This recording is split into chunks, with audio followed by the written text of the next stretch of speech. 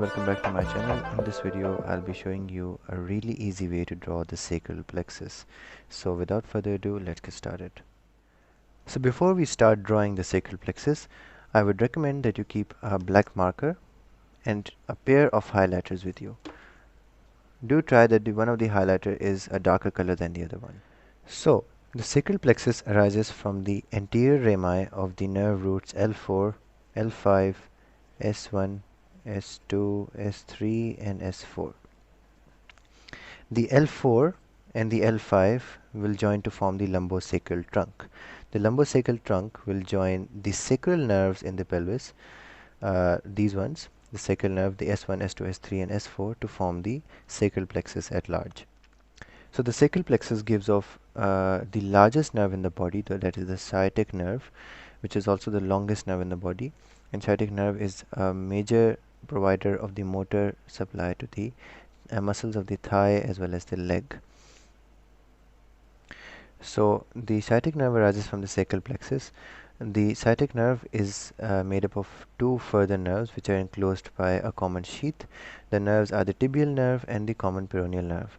The tibial nerve arises from the L4, L5, S1, S2 and S3, whereas the common peroneal nerve is arising from L4, L5, S1 and S2 only. So we will start off by drawing the common peroneal nerve. The common peroneal nerve, we will be using the lighter colored highlighter, and we will be drawing a line starting from L4, which is a curved line like this. We will give off roots from the L5, S1 and S2. So this represents the common peroneal nerve. Then we will be using the darker colored highlighter, and we will start off by giving off a similar curved line starting from the L4 and traveling adjacent to the line you just drew, and we will give off roots from the L5, S1, S2 and S3.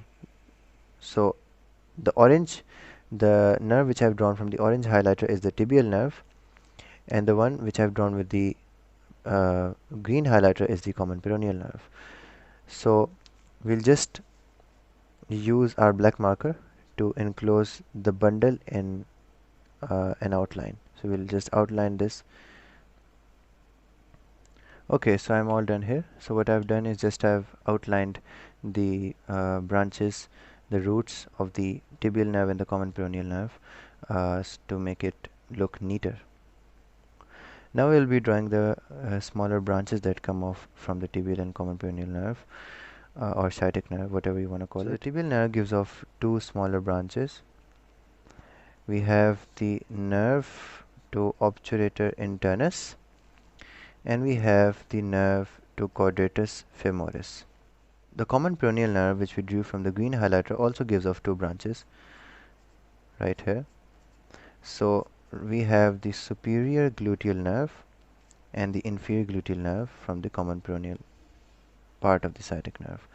So the sciatic nerve is just a bundle of two nerves, the tibial nerve and the common peroneal nerve. Next up, we also have branches from the roots of the sacral plexus.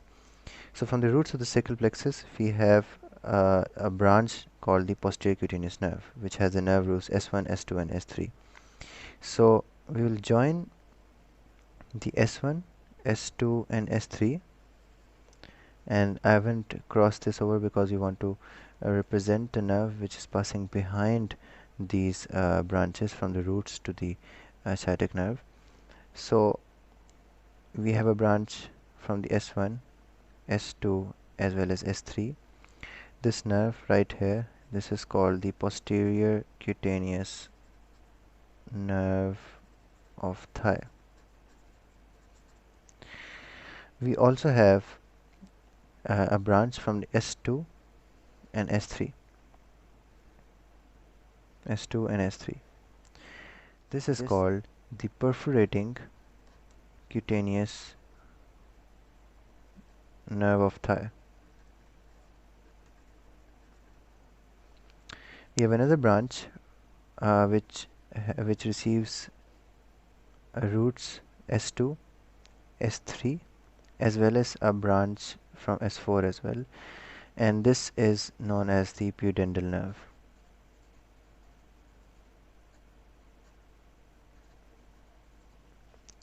So that was all it for the sacral plexus. It was one of the most easiest way to draw the sacral plexus, and hope you guys enjoyed the video. If you did, please like and subscribe to the channel and share with your friends so that they also benefit from the video. And yeah, see you next time.